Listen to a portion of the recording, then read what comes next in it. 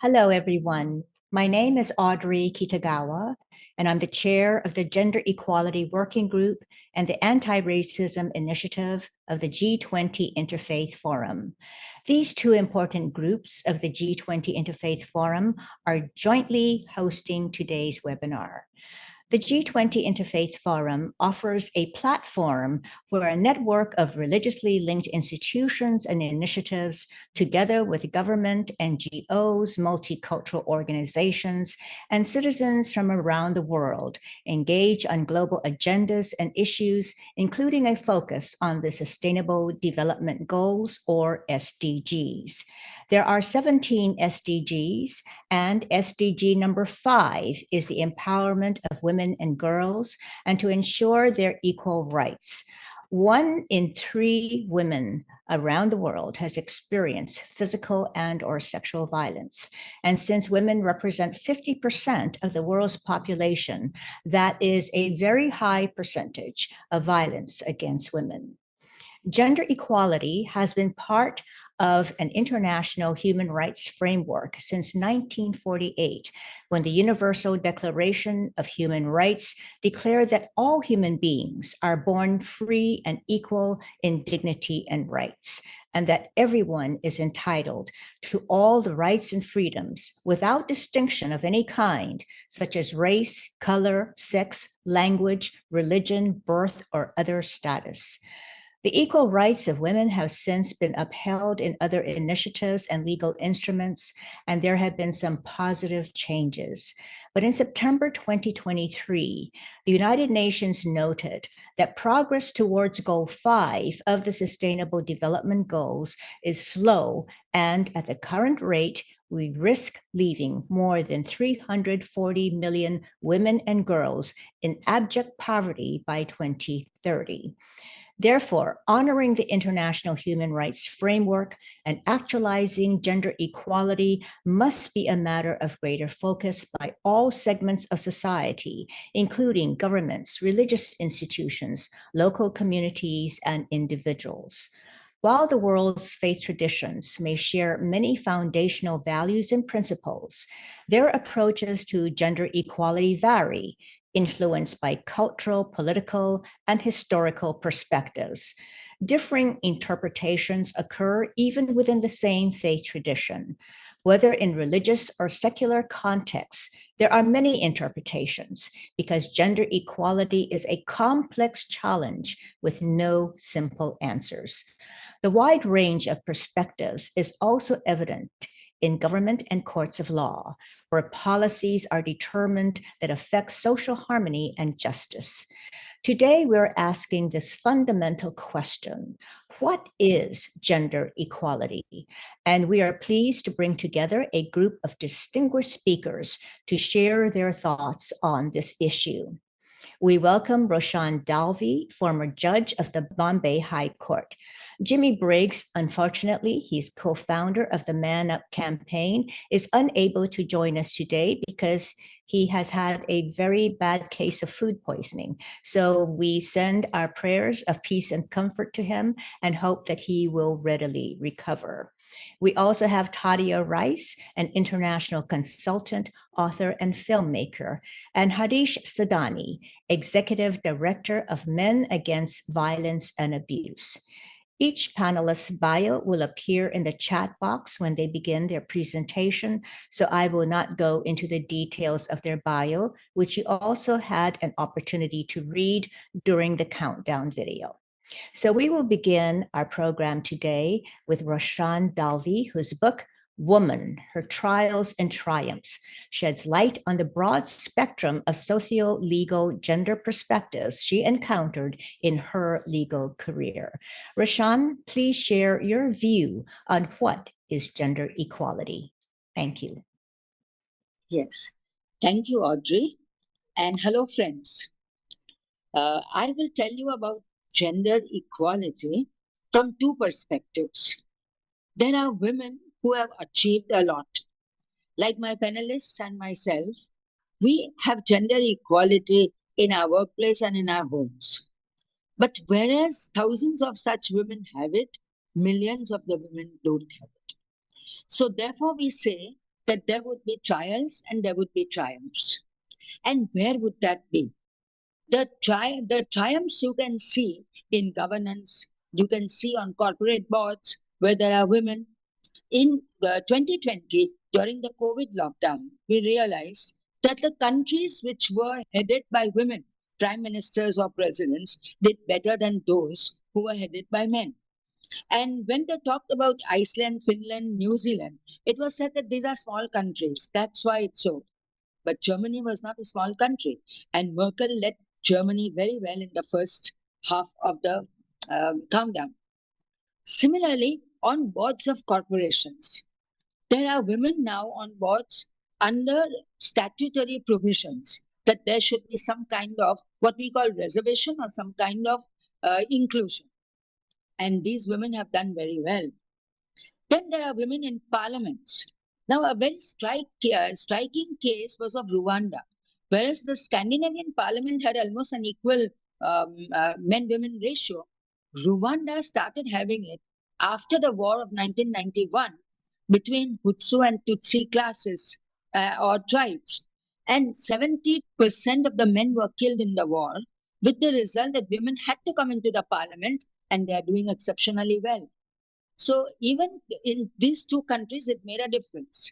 Now we have women scientists and we have women in armed forces, even in combat zones. So these are the triumphs of women. But I would say that there are still trials. And which are those trials? Family size, education, equal opportunities in employment, early marriage, health, and finance. These are the areas in which we have to go further. So how do we go? I would say it is on the principle of diversity, inclusion, and equity. My legal mind says that gender equality is not alone. We should have gender equity. And when we have gender equity, we have affirmative action. We have a level playing field. We power balance amongst those have-nots and haves. So this is in our constitution itself, under Article 15.3, that there could be laws made in favor of women and children. So how would that be actually materialized? It would be by, say, you have women in employment, but that's not all. So you have flexi time for them, you give them online work, you have maternity as well as paternity leave, something like a toilet, which is not there.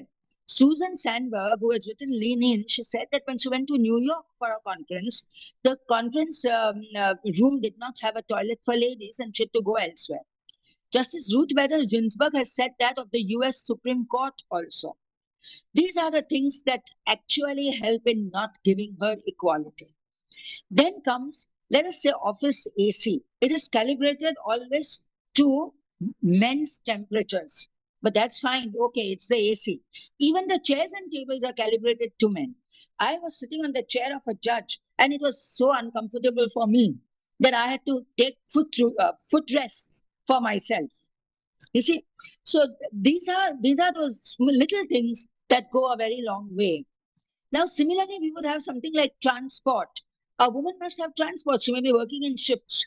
They have transfers. Transfer policies for women allow her not to go to another place or make her not to go to another place. And she loses her seniority and her promotion.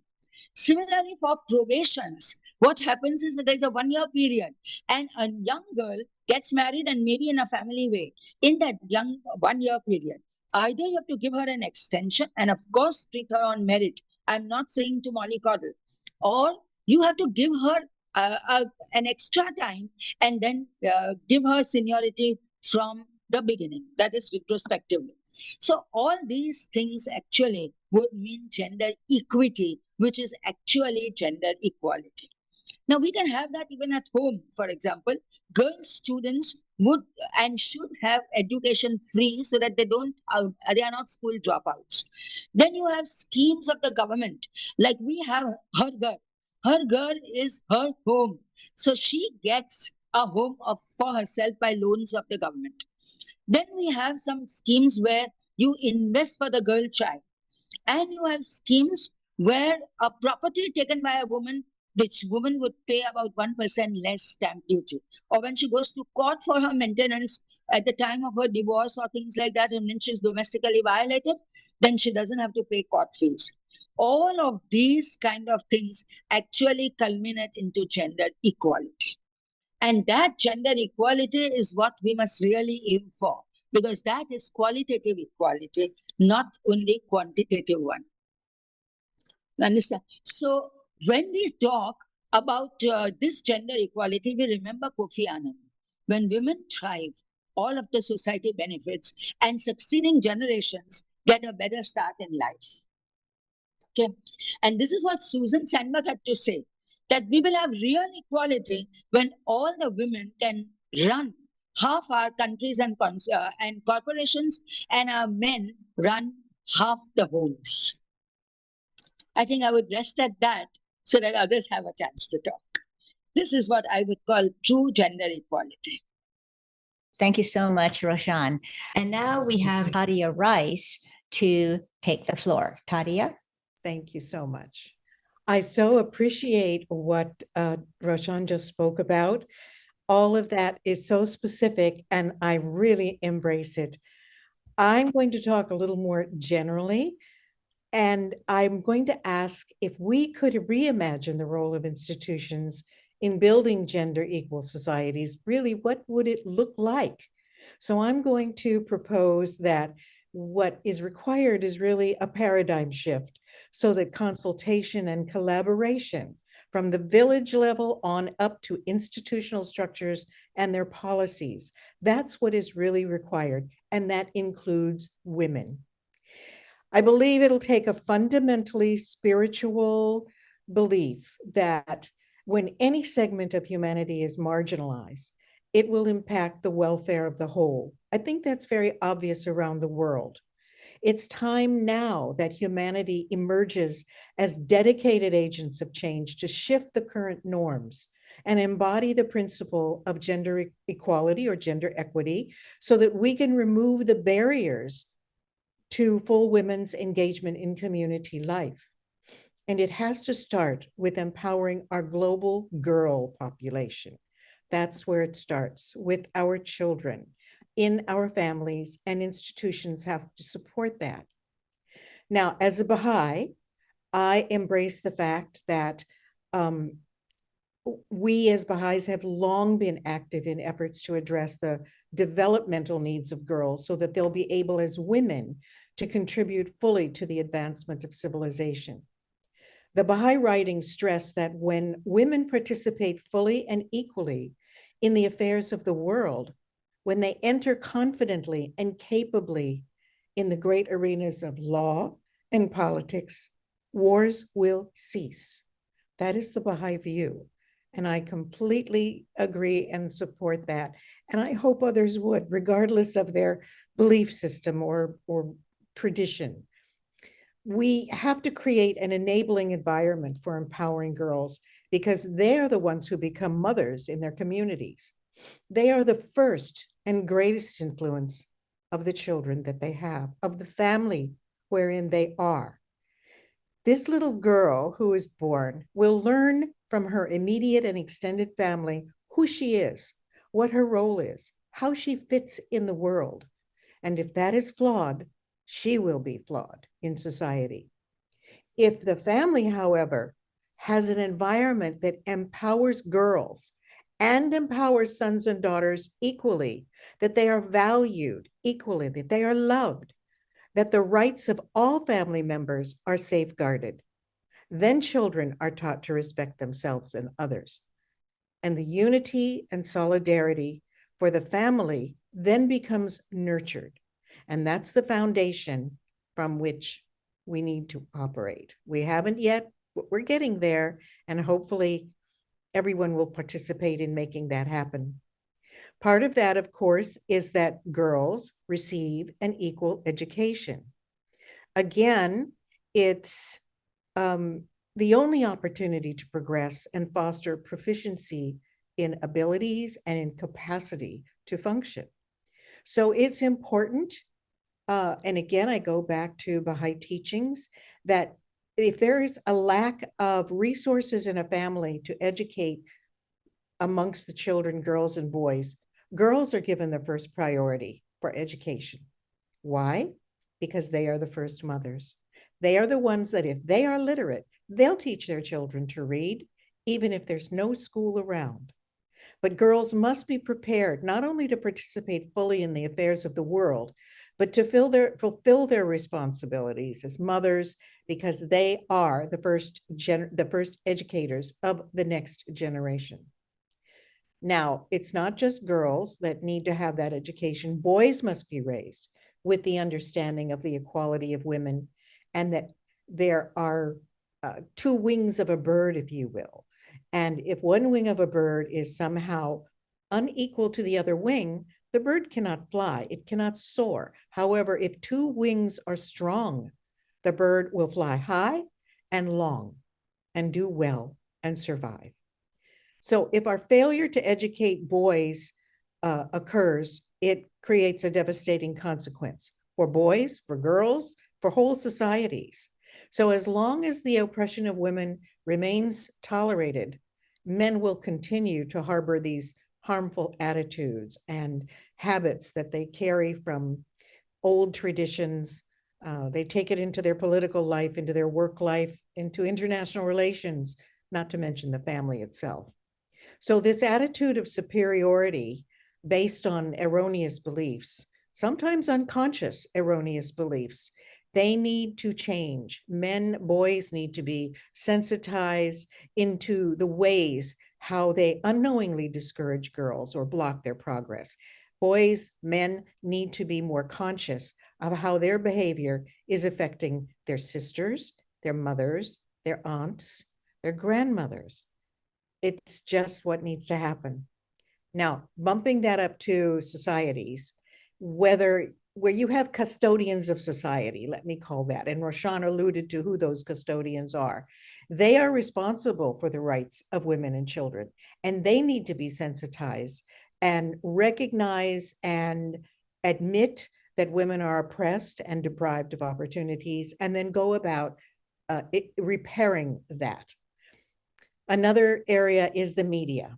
Clearly, the most powerful influence we have in our world is the media, and they have such responsibility.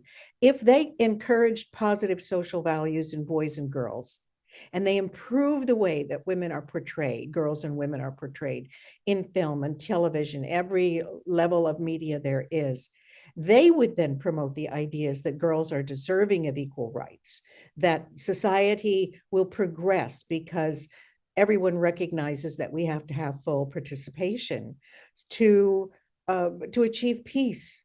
And without peace, we will remain at war. And here's again where religion comes into the play. Religion has been used as an excuse to oppress women.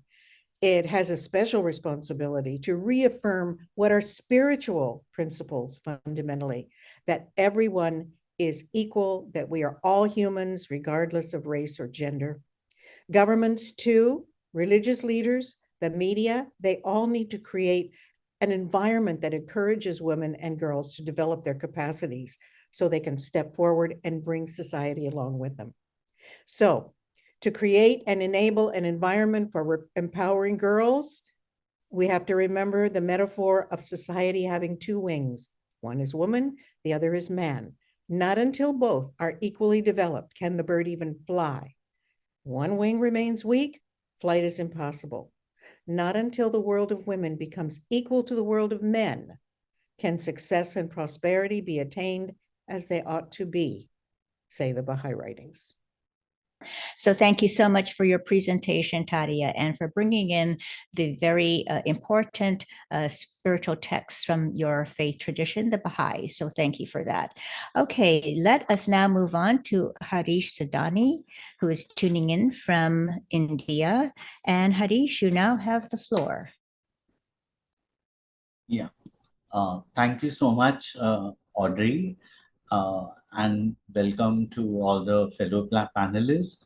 I'm happy to share a presentation on my work. Yeah, so here are some thoughts that I'm presenting So, when we talk about gender inequality, we must understand what do we mean. Gender refers to the ideas, roles, and norms that are associated with being a man or a woman.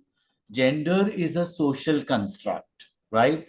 And so, if gender is a social construct, masculinity is also a social construct, which is shaped by various subsystems of our society, like family, education, governance, and media.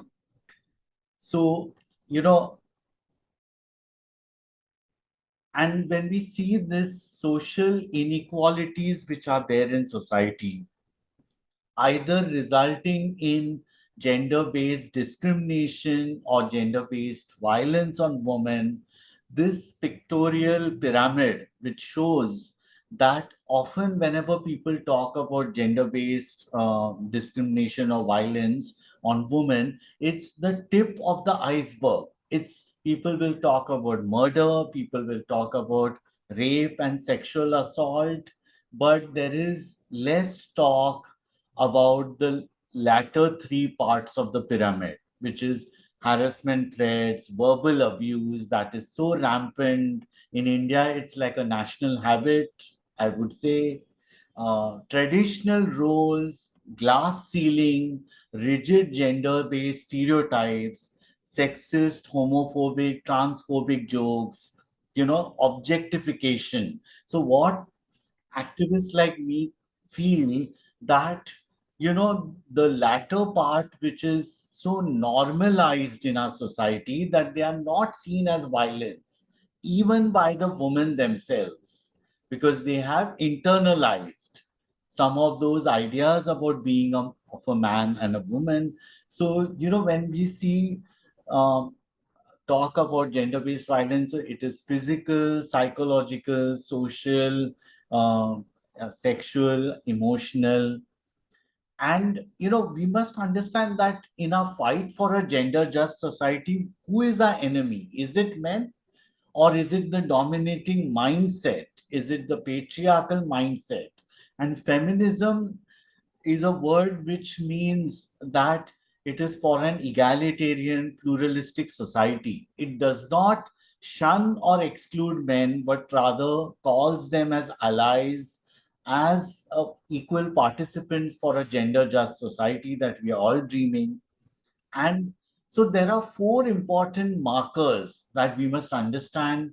As Tadia also mentioned, that we need to work with boys and men. Here are four specific distinct points which I would like you all to examine. The first is, if men are part of the problem, then they should be also part of the solution, right? So it's as simple as that. So just empowering women is not sufficient. The roots of the problem, if you have to handle, then you have to talk about attitudes, you have to talk about mindset of men, and for that you have to address them, engage them as a part of the solution. The second point, most of the subsystems that we talked of our society, the control is by men. And if control is by men, and to have the balance of power, you will have to work with men, right? So that's the second point. Third point, we say that while there are many men who are perpetrators of aggression and violence, there are also men who are non-violent. There are men who are non-aggressive and who see women as equals. The question you and I have to ask, is there some role for such men in the envisioned society that you are dreaming of, or will they remain apart, aloof, and non-connected, right? And the fourth, which is equally a distinct point, is that the society which we call as male-dominated, patriarchal, it not just impacts women negatively, their lives, right? But it also impacts men negatively. Men also suffocate in molds of patriarchy, the rigid gender roles which imposes unrealistic expectations on men, that they should be always a winner, always an achiever, shouldn't take no for an answer, they should control their emotions, including crying. All this men also need liberation from the shackles of these patriarchal impositions. So, so when we talk about masculinity, if masculinity is not a unitary construct, then the prevailing construct, which is the dominant model, has to be challenged, has to be interrogated. And for that interrogation, you need to involve men and boys. It can't be interrogation for women who have been doing it all these years, right? So our organization, which is a pioneers in India, Men Against Violence and Abuse, precisely does that engagement and long-term engagement, sensitization and mentoring of men and boys for a world which is gender equal, not just for women, but for all gendered beings, right? And so the key words here, men need to be engaged, and in that process, they should learn, unlearn, and self-reflect. So all this should be as a part of process. Now, very, very interesting slide. How did this organization born and came into being? It's in 1991, an appeal by a journalist calling for men who believe that wives are not for battering. And if there are such men who can oppose and come together and do something, they were asked to write to a box number. 205 men, including me, responded to that ad in 1991, through which in 1993 an organization was born called Men Against Violence and Abuse, which is right now in March 11th, we completed 31 years. And so what this organization does, we work with young men from, adolescent boys from 13 onwards till when they are teenagers and young adolescents till 2025. We work with them closely using various out-of-the-box methods, interactive workshops, street theater, film screenings, film festivals, social media, and I'm happy to say with my consistent work, perseverance of efforts of my team, I have been able to mentor over 1,000 plus men intensely. And these 1,000 have reached out to their peers and more than 5 lakh plus other men in the community.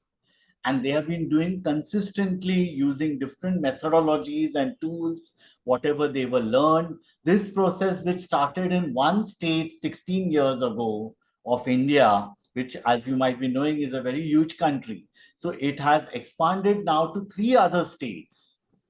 And we use a magazine, we bring out a magazine by men, for men, of men annually, which interrogates all these issues on gender, masculinity, sexuality.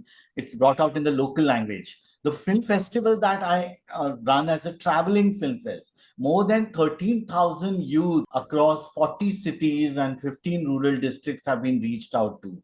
So we are, enabling youngsters, young men and boys to talk about entitlement to male privilege and power. And they are made to enable to express themselves through cultural advocacy, using posters, using slogans. These are the glimpses of a 3-day film fest that travels to different cities, and not just in India, but outside also. So what my organization does, we provide safe space for young men to interrogate, talk about consent and dissent in day-to-day life, not just in relationships, right? Empathy and respect have to be taught at a younger age.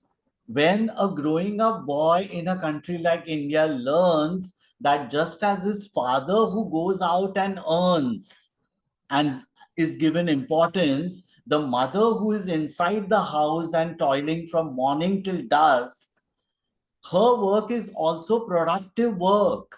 When the boy starts giving importance to that, then automatically the respect for the woman in his life in the future formative years will shape up.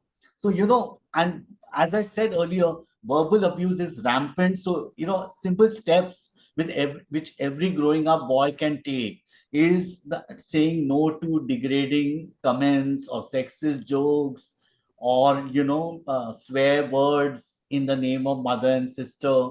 These are my coordinates. The organization can be reached out to. Thank you so much for the opportunity. Thank you so much, Harish, for your very comprehensive presentation. We really appreciated hearing what you have to say and the work of MAVA. So thank you. Now we will open the floor to questions and answers. So if anyone has your questions, please put it in the box. And if you can also identify the speaker to whom you would like to address the question, that would be great as well. So in any event, the floor is now open to questions. Okay, and we have not received any questions yet, but I will start with asking questions. And so I'll begin with Roshan. Roshan, can you tell us what is the position of women in democratic societies? There are trials as well as triumphs. And that is in almost all the countries except the most repressive regimes. I would like to give examples of what is the position. We have ISRO, which is the NASA of India. Many scientists of ISRO are women. And we've gone to the Mars and we are now studying solar energy. There are women astronauts and women scientists. There are two sisters in NASA. They are the Indian Americans, and they are in two different projects of NASA.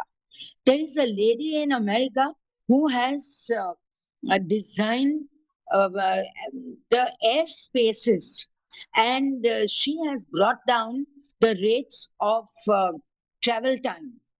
Now, this is an extremely unique kind of a talent and a phenomenon which can be replicated everywhere. We know that in 9/11, there were so many men who worked, but there are so many women also. There's a book on women of 9/11. They are the forgotten lot, but they were there and they did the work just as much as the men. In India, we've got one lady called the Queen of Transmission Towers. What she does is she climbs on the transmission towers and she renovates and repairs the transmission work. She was ridiculed and now she's called the queen. Similarly, during COVID, there was a lady who was a girl who was an engineer, and her father was a coconut puller in the parks. So she designed machines and now she climbs up on coconut trees. There is a lady who has done a rice revolution in Kerala, in India. There is a woman who ran from across country on a cycle, taking her ailing father on the cycle. It was somewhat like running from Iowa to New York City. She did it, of course, with rests in the night, and she got her father to a safe place in the COVID times when no other transport was available. Then there is a lady who makes trees out of test tubes. She's a scientist. There are ladies who are now designing EV cars, the electric cars. There is an all-women crew. There are all-women advocates' offices. And there is a very unique thing. There is an LPG gas station right in Ladakh, the highest in the world. And they supply LCG gas to the armed forces on the Siachen Glacier as well as to the civilians. So this is what women are capable of doing. And it is good to appreciate those who have done so that we can get inspired from them. And it is also good to reach out to those who have not so that they will come up on that path. Thank you so much, Roshan. Let's see, we have a question, and this is addressed to Roshan. And the question is, can you talk a little bit more about what you see as a difference between gender equality and gender equity? Gender equality is inclusion and diversity. So when there are people, when there are institutions, organizations, cultures, or any kind of phase where only boys are allowed and girls are not allowed. Like, for example, they felt that boys are good in math and girls are good in verbal scores. So if a girl is good in math, she was not given admission in universities in America. Lawrence Summers had said this in Harvard. He was he later on resigned.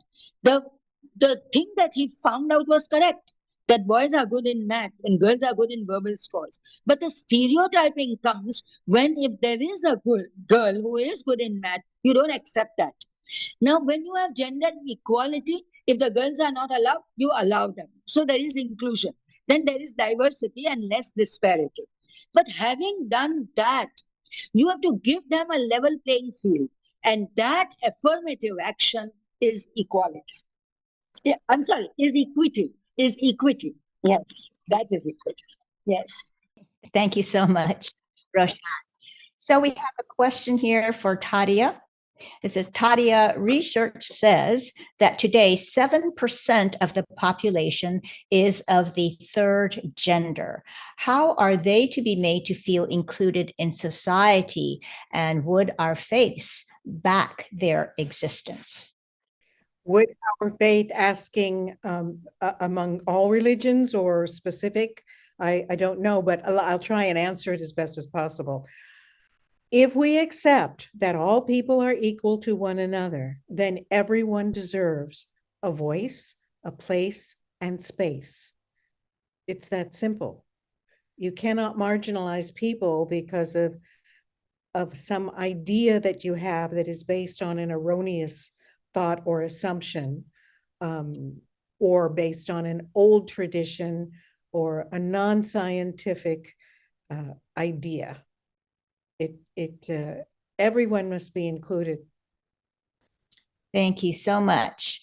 Okay, now we have a question for Harish. Harish, everyone's presentation was very enlightening, excellent, brilliant, clear, practical. So the question is, has MAVA approached colleges and high schools in the United States? Or do you have a counterpart or segment of MAVA active in the US? Primarily our mandate as an organization is to work within India because India itself is a huge country. And, we believe in a process-oriented work, not more of a task-oriented, that number of schools reach, number of colleges, but rather the quality of engagement, right? And since we are a small and lean team, we are multiplying our effort. But nonetheless, I must say that we are reaching beyond transcending our boundaries, and we are having film festivals and seminars and events beyond India, and which includes, we have well-wishers in the US, we have contemporary activists like me, like Dr. Jackson Katz, who is in the US, known for his incredible work on bystanders intervention. He is the first person to have started 25-30 years ago in the US. And when we say bystander, normally people would think that something which is in the lay public. But Jackson meant bystander is a known person. In the office, people are bystanders, mute spectators, right? So he has been working, and he's a big ally and a friend, and we work collaboratively on some programs, and we hope to have some film festivals in at least few cities, because we thought films are a powerful tool, and through films, if we can have engagement of young people in universities and colleges, we'll be more than happy through any volunteers taking the effort. Thank you. Thank you so much, Harish. We have another question for Tadia, and from Alika of Nurturing Wahine. Wahine means woman in Hawaiian. Wahine Fund in Hawaii. Hawaii used to be a matriarchal society, but in modern times, it feels like a patriarchy-like society. How can we move our communities to understanding gender parity? There are many societies, probably likely all, that were once matriarchal, whether you refer to it as the goddess society or whatever. and of course, Western Eurocentric thought, which is seems to be the driver for patriarchy, has embedded itself around the world in all countries, whether they're developed or not. It doesn't matter. The Hawaiian tradition is very open to two-spirit peoples, as well as Lakota and most Native American traditions and societies. The question of just give me the actual question that Alika asked, and thank you, Alika, for contacting me. Audrey, what is the actual question? Yes, so the question was, Hawaii used to be a matriarchal society, but in modern times, it feels like a patriarchy-like society. How can we move our communities to understanding gender parity? Reconnecting with the past is one way. Understanding the cultures and the cultural belief that embraced accepting all people who were considered equal to one another. Demonstration, how we present ourselves on an identity level, whether it's sexual, gender, all of these things need to be understood. And if you don't have compassion for others, again, you marginalize. When you marginalize, you have a disjointed society. You have a less functional society. The more we accept one another for whatever the differences might be, which requires understanding and patience and care, then we begin to break down the barriers that exist. And again, it's a spiritual matter at the heart of it. You either accept that people are the same in terms of the creation of humanity, that everyone is equal in inherently in capacity and maybe not abilities. We all differ in those individual ways, which is great, and we celebrate that diversity and that difference. But I think that we have to reach back and look at humanity as a whole from time immemorial. What is our function? What is our purpose? How do we fulfill that purpose to ever advance our civilization? Because if we can't advance our civilization, what's the point? That's what we're here to do. Thank you so much, Tadia. Another question for Harish. Says, thank you, Harish, for your very moving presentation. Our faith-based NGO has been interested in including masculinity in our gender-based violence program. What do we see third gender in our masculinity program? Well, thank you for that question. Actually, the term gender has also been evolving over the times. What gender meant 3 decades ago, 2 decades ago, people were looking at gender in binaries. A heterosexual cis man or a heterosexual cis woman.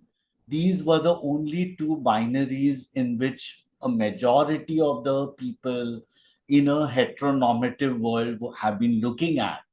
Now, as you rightly said, the word third gender, which is referring to the transgender people. And also when we say gender as a spectrum, you have different identities of gender, what we call as a queer identity, the spectrum, if you see. So, in many countries of the world, there is slowly recognition of these gender as a spectrum and recognition of transgender as a third gender, as you pointed out. So now the question is, while there may be legal acceptance in countries like India for not just the transgender, but also for other queer identities, but in practical, their lives are still in utter, living in non-dignity and in insecurity for a longer period. So I think the human consciousness, the awareness raising, talking about conversations on these aspects, having in the curriculum, the textbooks, inclusion of the different spectrum of gender, has to be, promoted by all concerned, educationists, parents, teachers. They all have a role to play. So I think it is a very vital question. And in today's world, beyond the gender binaries, we need to understand what has been the existing, and from there we want to go to a world where diversity in terms of gender is not just looked as something positive but celebrated. I think it's that kind of vision you and I have to work towards, and each one can do their bit. So I'm sure you have got some pointers that what is it that I can do. If gender is a social construct, masculinity is also a social construct. There are again kinds of masculinities, right? So there are also queer identities. There are people who do not identify as a born male or a born female, but they see themselves as male or female from inside. So I think that recognition we need to have and promote. Thank you. Thank you so much, Harish. We have another question.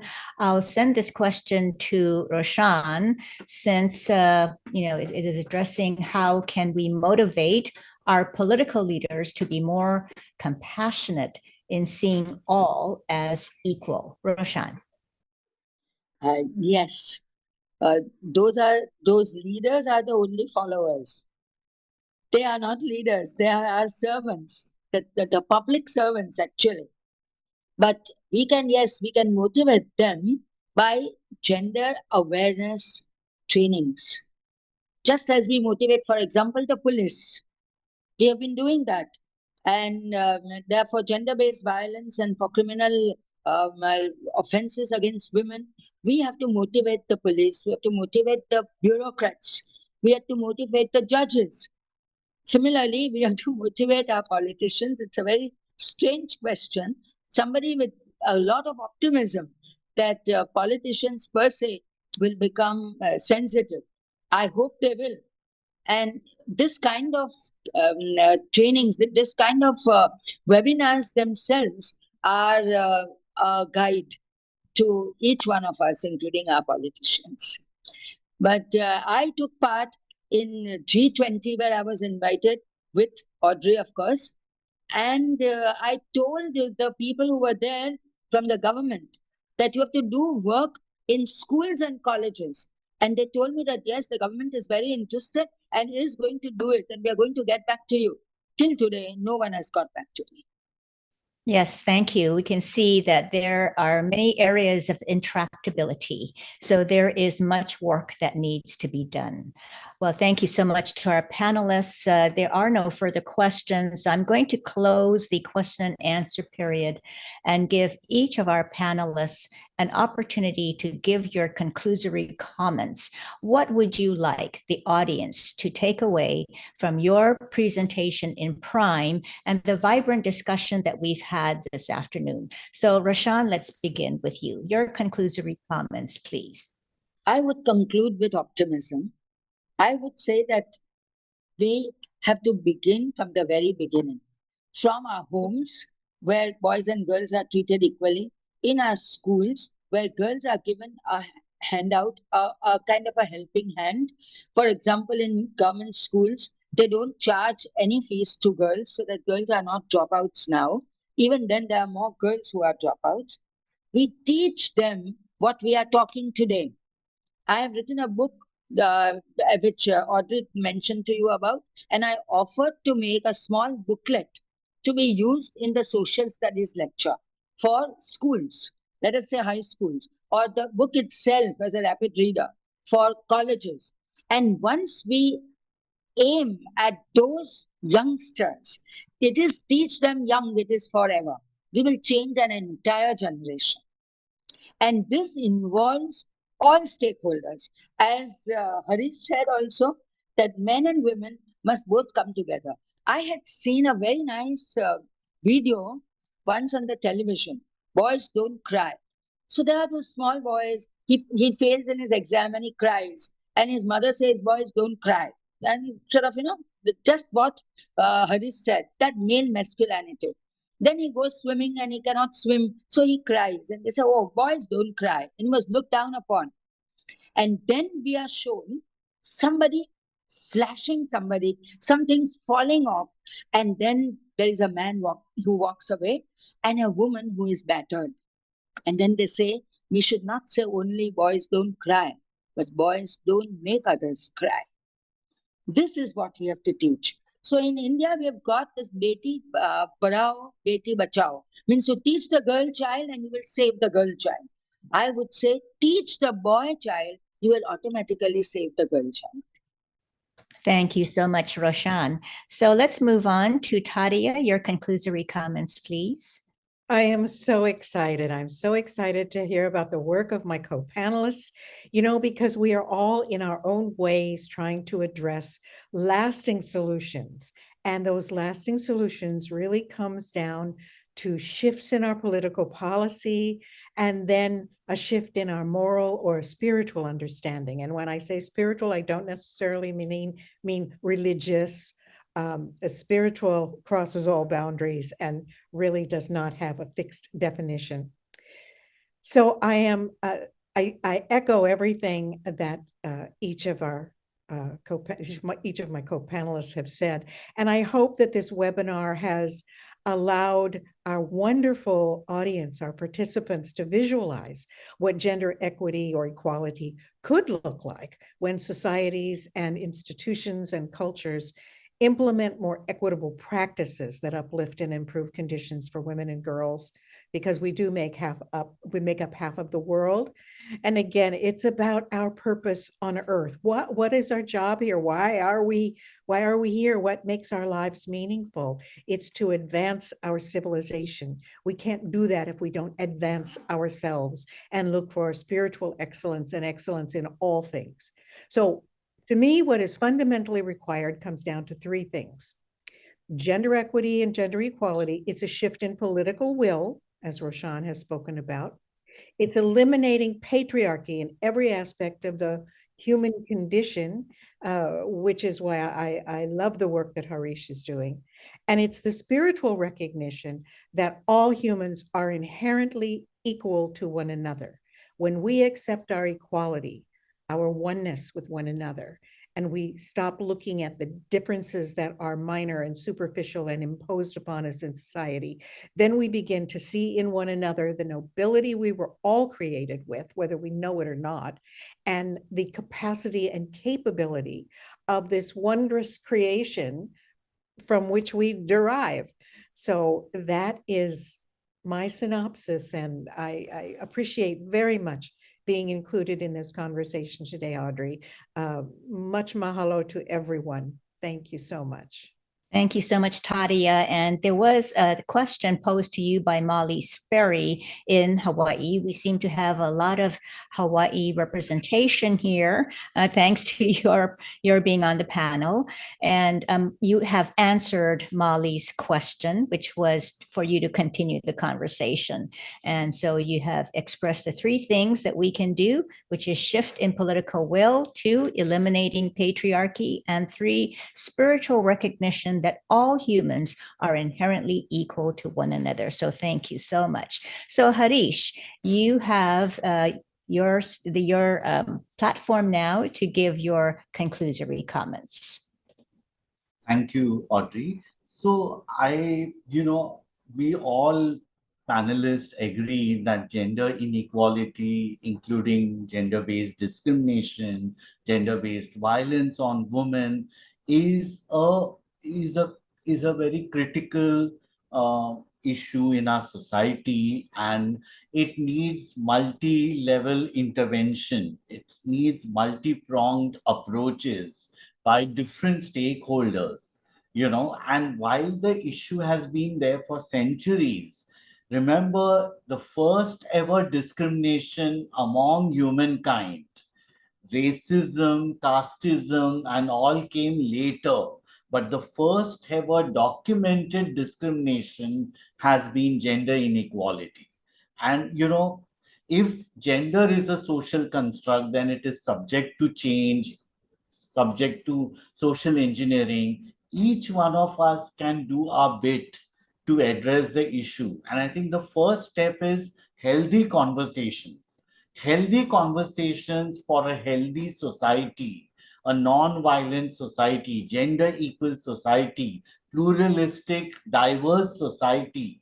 If for that, healthy conversations has to begin. And I think through the various exchanges of perspectives and insights given today, I'm sure the viewers would be able to examine those and see how they can begin by self. But with the work that I've been doing, I always say that if construction of masculinity is at the roots, then it has to be first deconstructed. And after deconstruction, efforts towards redefining and reconstruction of masculinity should happen. And in that, not just men, but even women who are concerned about this can play a vital role. And I believe through my experience of 3 decades of work with young men and boys, we have amply demonstrated that men can be allies, men can be partners, men can be stakeholders for that gender just world that we are aiming for. We have to try for youth friendly medium, which is out of the box medium. There should be less of lectures, but more of workshops which are interactive, more participatory methods that will enable people to think for themselves and provide a safe space to ventilate, exchange, and evolve. Thank you.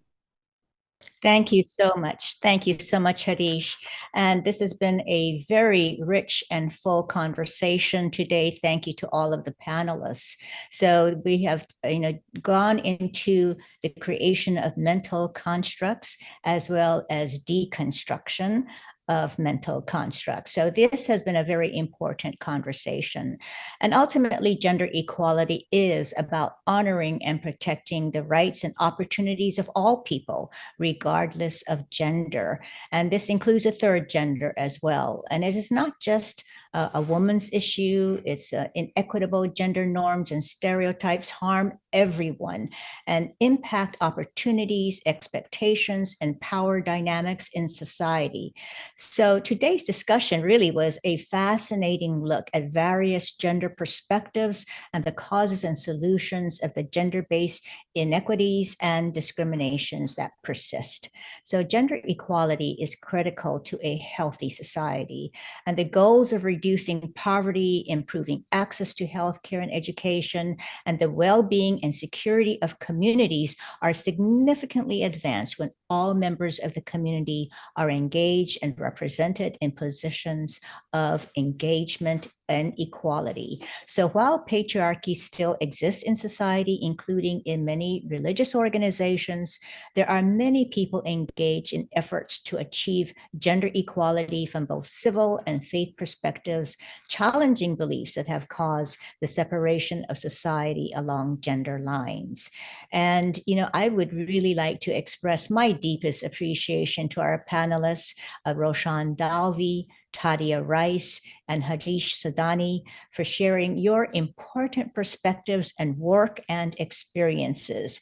You have each provided such compelling and important thoughts on this pervasive, challenging issue. It's a fundamental issue, and we are so very grateful to your conversations and contributions to today's discussion. Thank you so much, everyone, for joining us today, and stay tuned for more fascinating and informative conversations and webinars that will be unfolded on the G20 Interfaith Forum platform. So thank you so much, everyone, for joining us today. So Tadia is from Hawaii, I am from Hawaii, and we both say aloha. And Roshan and Harish, you are from India. And what is the closing greeting? Namaste. Namaste. Thank you so much, everyone. And thank you for joining us. Infinite blessings to you all. Have a great day. Aloha. Bye-bye.